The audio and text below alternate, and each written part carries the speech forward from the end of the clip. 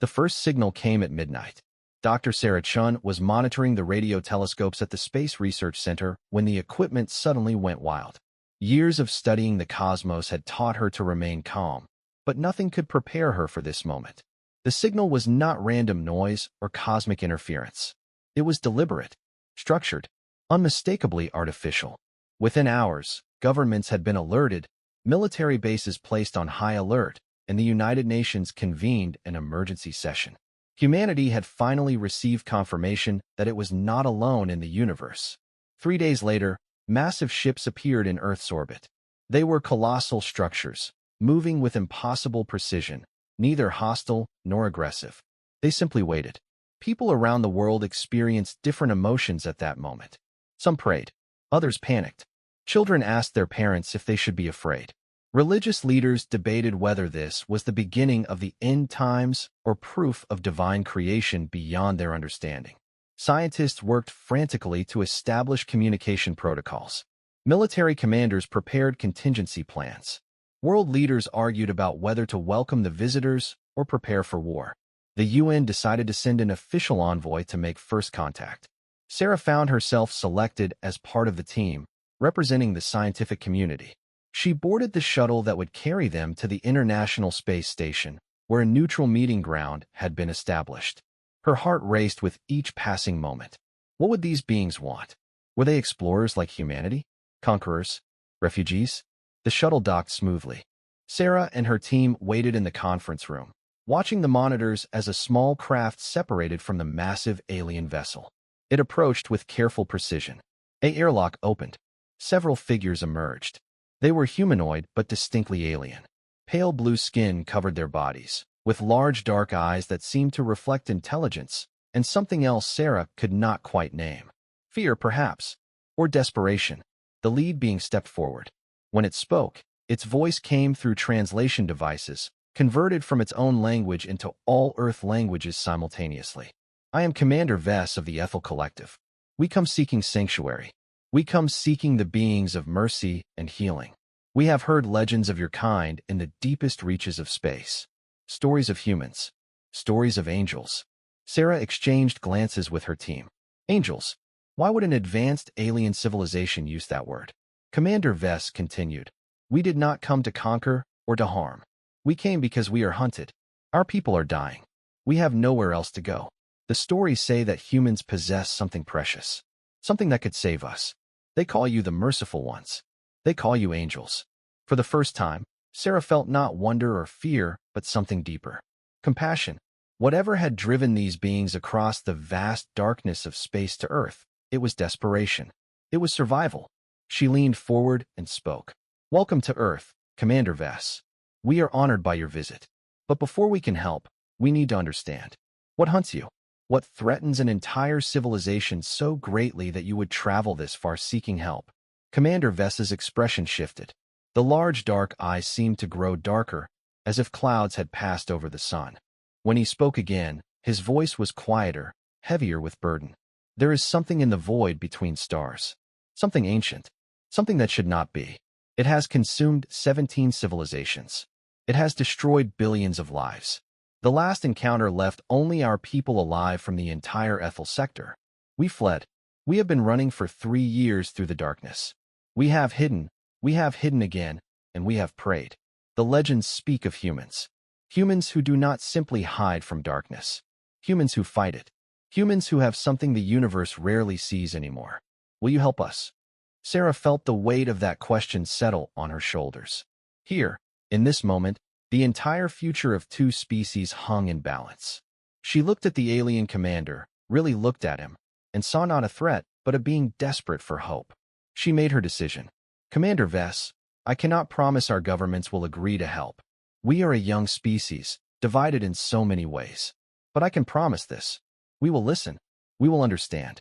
And then we will decide, as a species, what we must do. That is who we are. Over the next 7 days, Commander Vess told his story. Humanity learned of the Ethel Collective, a peaceful civilization spanning 17 solar systems. They were scientists and philosophers, creators of art and music, dedicated to the preservation of life. They had never fought a war in their entire recorded history, spanning over 200,000 years. They had no weapons beyond those used for scientific research. They had no military, no culture of combat, no understanding of warfare. Then something changed.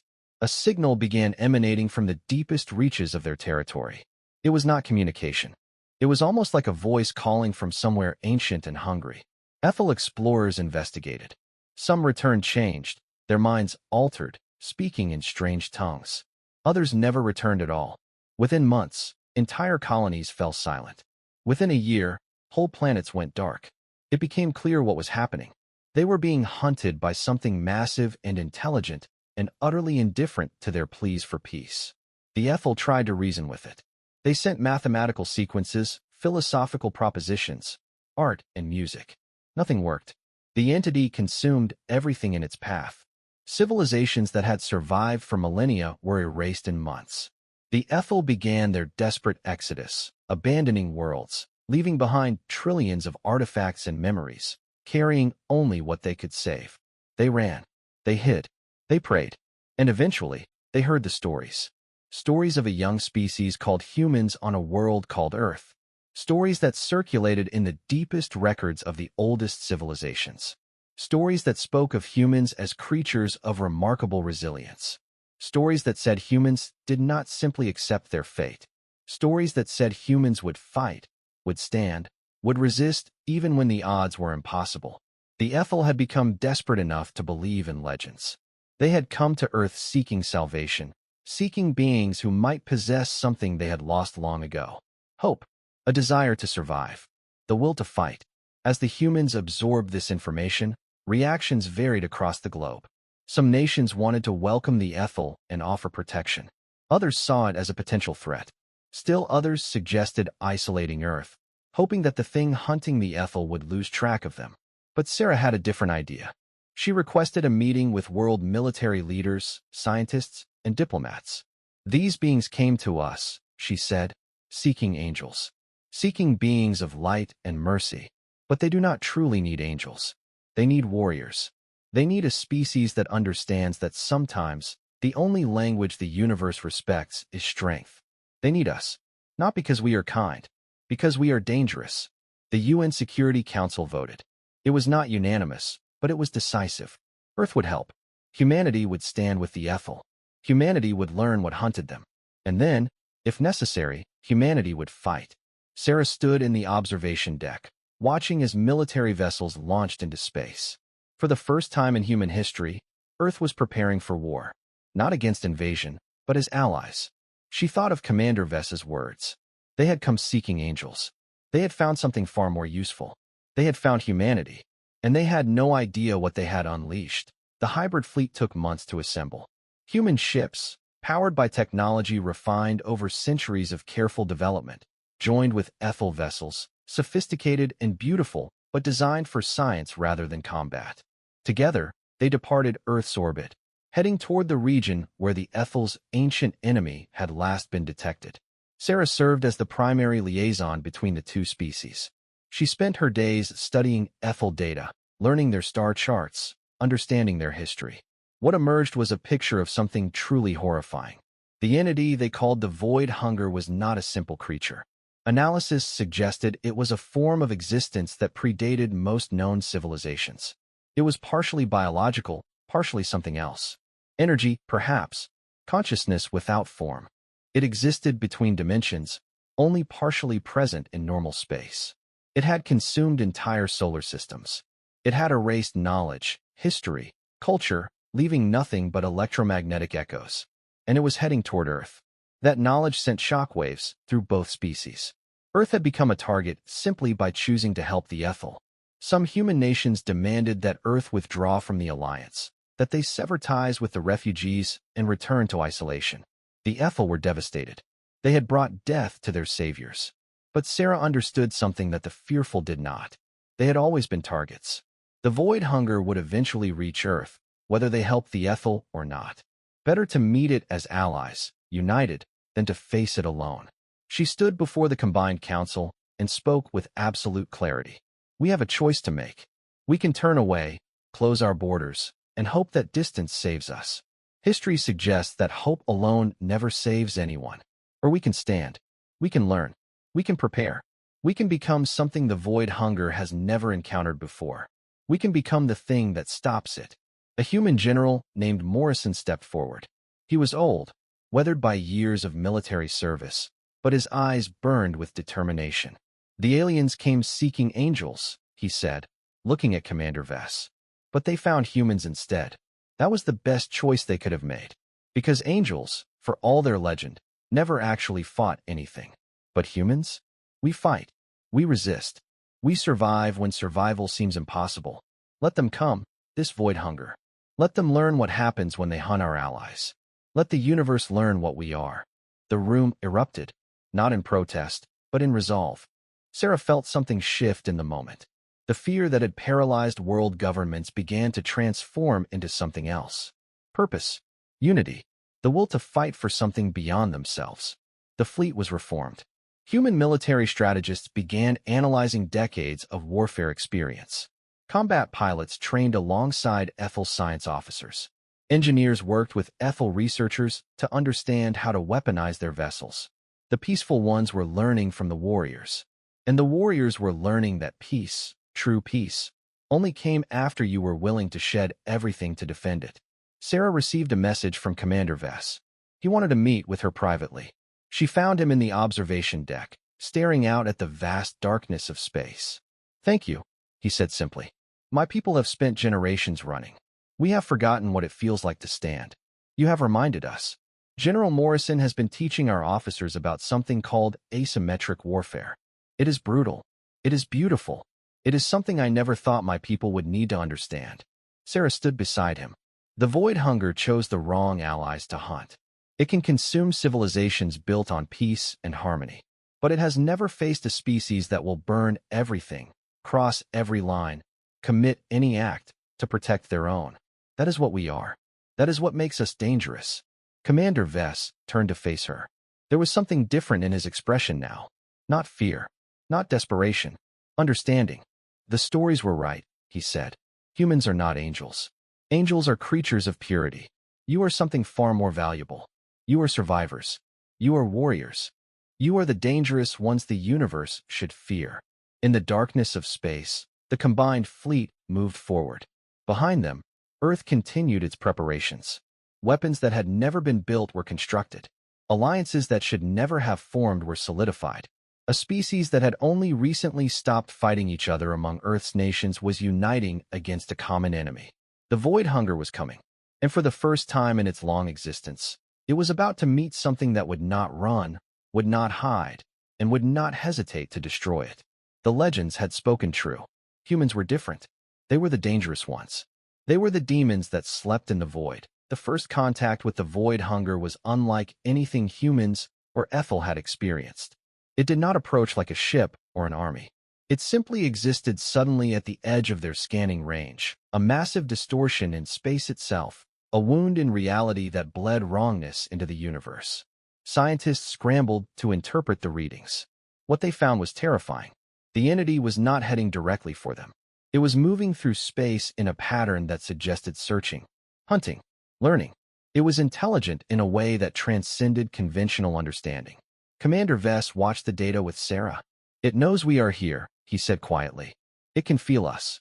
We are prey trying to hide from a predator that can smell our fear across the stars." But General Morrison had a different interpretation. He studied the patterns, the movements, the pauses. "No," he said with certainty. "Look at this. It's not hunting. It's cautious. It's afraid of something. It has never encountered organized military resistance before. It has never faced something that was ready for it. We are not prey. We are the first variable in its existence that it cannot predict or control." The human general ordered an aggressive scanning approach. Human vessels moved closer to the distortion, using active sensors in a way the Ethel would have considered suicidal. But the results were illuminating. The void hunger was massive, yes, but it was also limited in what it could do in normal space. It could consume, but it could not defend. It could attack, but it could not adapt. For the first time, they understood their opponent. It was an extinction event given consciousness. It was a force of nature weaponized by ancient intelligence. But it was not a god. It was not invincible. It could be fought. It could be stopped. Sarah recommended something that made even General Morrison hesitate. She had been studying the entity's movements, its pattern of consumption, the way it seemed to absorb energy and matter. She had a theory, a terrible, beautiful theory. It's hungry, she told the council. Not just for matter or energy, but for something else. Consciousness. It feeds on understanding itself, on consuming the knowledge and memories of what it destroys. That's the true horror of it. It doesn't just kill civilizations. It erases them from the universe entirely. No one will ever know they existed. That's what makes it so terrible. And that's what makes it vulnerable. Sarah leaned forward. We give it what it wants. We offer consciousness. We offer ourselves. But not helplessly. We offer ourselves as a trap that closes once it commits to consuming us. General Morrison understood immediately. A Trojan horse made of flesh and mind and memory. We let it draw us in, and then we detonate everything we have simultaneously. The emotional and psychological response from billions of human minds focused on a single act of war. Desperation, defiance, absolute commitment to mutual destruction if necessary. Something a predator built on consumption has never faced. Vess looked horrified. You were talking about the deaths of billions. You were talking about sacrificing entire populations. Morrison met his eyes unflinchingly. I am talking about making sure that this thing can never hunt anyone else, ever again. Sometimes, you have to spend everything to buy nothing but the satisfaction of knowing you stopped evil. That's what humans do. That's why we are dangerous. But Sarah had a modification to the plan. We do not sacrifice everyone. We make the signal convincing, desperate. We create a collective moment of existential terror so pure that it becomes irresistible to something that feeds on consciousness. But we layer that terror with something it has never encountered. Purpose, unity, complete, absolute acceptance of sacrifice for a greater good. We become not victims, but warriors, and the moment it commits fully to consuming us, every human on every ship, every colony, every world, acts as one. The fleet was positioned. Humans and Ethel worked together, creating systems within systems, redundancies within redundancies. A weapon that was not built but grown from the minds of billions, all working toward a singular goal. The entity approached. It felt the fear and desperation radiating from human colonies and military vessels like a beacon. It had never found prey that was willing to die, that was prepared to die, that was celebrating the approach of death as the moment when they could strike back. The void hunger drew in. It began to consume. And at that exact moment, every human mind touched by the network, every consciousness aware of what was happening, released everything. Not in panic, but in unified defiance. Not in defeat, but in absolute commitment to mutual destruction. The entity recoiled. It had never experienced resistance like this. It had never been aware of prey that could hurt it, could contaminate it, could force it to feel pain. For the first time in its existence, it tried to flee. But the trap was already closing. Ethel weapons, powered by human sacrifice, tore through its dimensional shell. It shrieked, a sound that existed partially outside normal reality, a scream of something being erased from existence. It fought back, desperately, consuming what it could, but it was too late. The combined forces of two species, one that had never known war and one that had made war its art form, surrounded it completely. In the final moments, as the entity began to collapse into itself, Sarah Chin stood on the bridge of a human vessel, watching its death on the screens. She thought of Commander Vess's words at the beginning of this journey. They had come seeking angels. Humanity was no angel. Humanity was something far more useful. Humanity was the thing that stood between the darkness and everything that dared to live. The aftermath was a universe forever changed. The void hunger was dead, erased from existence, leaving only ripples in the fabric of space-time as proof it had ever been. But the cost was devastating. Over 6 billion humans had been part of the consciousness trap, linking their minds through the network, offering their thoughts and fears as bait. They survived, but they were forever changed, carrying the memory of that unified moment of defiance. The Ethel Collective looked upon humanity with a mixture of awe and something that resembled fear. Commander Vess came to Earth personally for the memorial services. He walked among the monuments being erected, reading the names of those who had died, understanding what humanity had sacrificed. At the tomb of the unknown soldier, a memorial dedicated to all those who had given everything, he stood in silence. Sarah stood beside him. "Your people came seeking angels," she said quietly. "You chose to help us instead. Now you know why the universe has never seen another species like ours." Vess nodded slowly. "We will tell the story. We will tell every surviving civilization, every wandering colony, every lone survivor in the void. We will tell them what happened here. We will tell them of a species that wakes slowly, that is divided among itself, that is often cruel to its own kind. But when a moment comes that demands everything, a species that stands. A species that does not negotiate with extinction. A species that sees only two paths forward: sacrifice or survival through sacrifice. And that is why the Ethel will remember humanity forever. Not as angels, as guardians, as the dangerous ones that stopped the darkness. In the months that followed, Earth became something new. No longer isolated, no longer looking only inward, humanity began to explore the stars with a purpose beyond simple discovery. They carried the message that the universe had learned through painful experience. Monsters existed in the darkness. Not all threats could be reasoned with. Sometimes standing firm, even knowing the cost, was the only path forward. The Ethel established their new home systems within human space, and a new order emerged.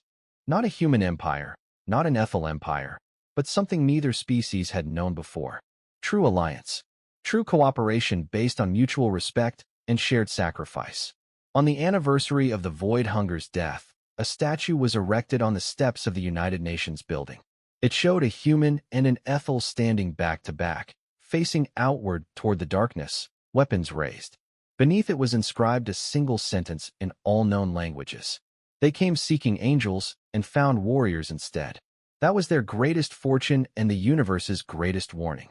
And in the darkness of space, in the vast emptiness between stars, something else learned the lesson. There were beings who would fight. There were beings who would stand. There were beings called humans who were far more dangerous than any angel could ever be. The demons had awakened, and they would never sleep again.